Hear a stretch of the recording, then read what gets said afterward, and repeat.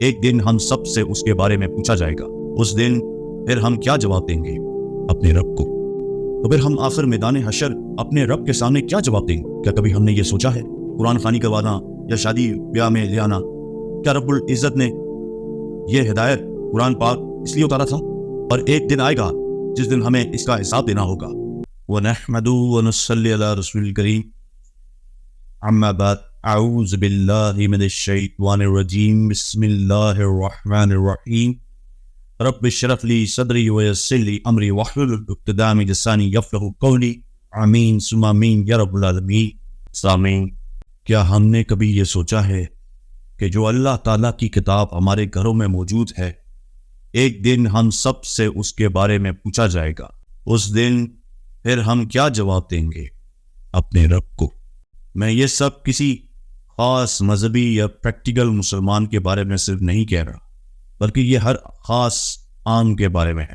چاہے کوئی کتنا ہی مذہب سے دور ہو، لیکن اس کے گھر اللہ رب العزت کی کتاب قرآن مجید موجود ہوتی ہے۔ تو پھر ہم آخر میدان حشر اپنے رب کے سامنے کیا جواب دیں گے؟ کیا کبھی ہم نے یہ سوچا ہے؟ اور اس میں سب سے پہلے میں خود ہوں۔ وہ مکمل ہدایت ہمارے گھروں میں موجود تھی، اور میں اور آپ سب اسے صرف رسم و رواج جس کا دین سے کوئی لینا دینا نہیں میں استعمال کرتے رہے، یعنی قرآن خوانی کروانا یا شادی بیاہ میں لے آنا۔ کیا رب العزت نے یہ ہدایت قرآن پاک اس لیے اتارا تھا؟ اپنے دل پہ ہاتھ رکھ کے پوچھ، آپ کو یہی آواز آئے گی، ہرگز نہیں۔ تو پھر آخر ہم کب یہ سمجھیں گے اور سوچیں گے کہ ہمیں کسی کے پاس نہیں جانا، ہمیں تو ہمارے گھروں کے اندر مکمل ہدایت مل رہی ہے؟ اور ایک دن آئے گا جس دن ہمیں اس کا حساب دینا ہوگا کہ آخر ہم نے اس کو کھول کر پڑھنے اور سمجھنے کی کوشش کیوں نہیں کی؟ یہ اللہ کی کتاب ہی ہمارے خلاف گواہ نہ بن جائے، پھر کیا رہ جائے گا؟ پھر کیا ہاتھ آئے گا؟ وہاں کی ناکامی اصلی ناکامی ہے، وہاں کی کامیابی اصل کامیابی ہے۔ کیا کبھی آپ نے سوچا روزمرہ کی زندگی میں آنے جانے میں، گھر آتے ہیں جاتے ہیں، 9 to 5 جاب کرتے ہیں یا نائٹ شفٹ میں بھی کام کرتے ہیں، زندگی کے معاملات میں مصروف عمل ہے کہ میرے گھر میں تو اللہ کی کتاب پڑھی ہے، کیا میری زندگی کے ہر ایک پہلو میں وہ شامل ہے؟ کیا اللہ کے احکامات کے مطابق میں زندگی گزار رہا ہوں؟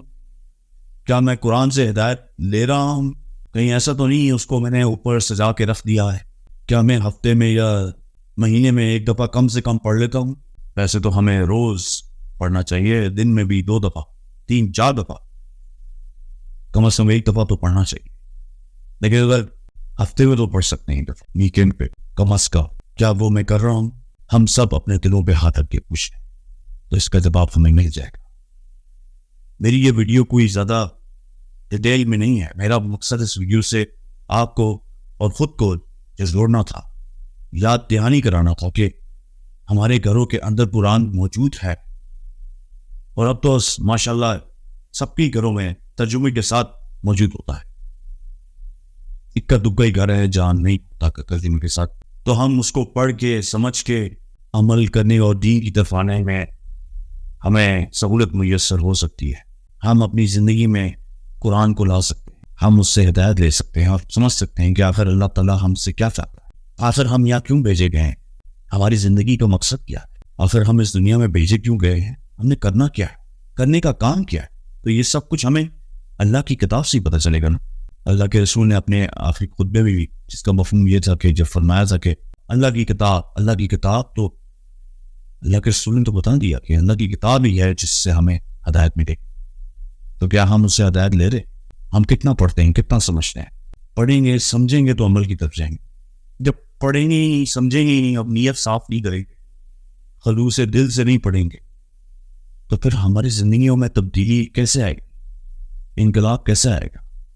پھر ہم کس منہ سے کسی اور کو بولتے ہیں اور انگلیاں اٹھاتے پھر اٹکے ہوئے نافرمان ہیں؟ تو کیوں نہ ہم آج عزم کریں اور اللہ کی کتاب کو پڑھنا شروع کریں کہ اس سے پہلے دیر ہو، اس سے پہلے کہ گھڑیاں رک جائیں، اس سے پہلے کہ موت کا فرشتہ آ جائے۔ ابھی زندہ ہیں، اللہ رب العزت نے وقت دیا ہوا ہے تو اس کو صحیح استعمال کرے۔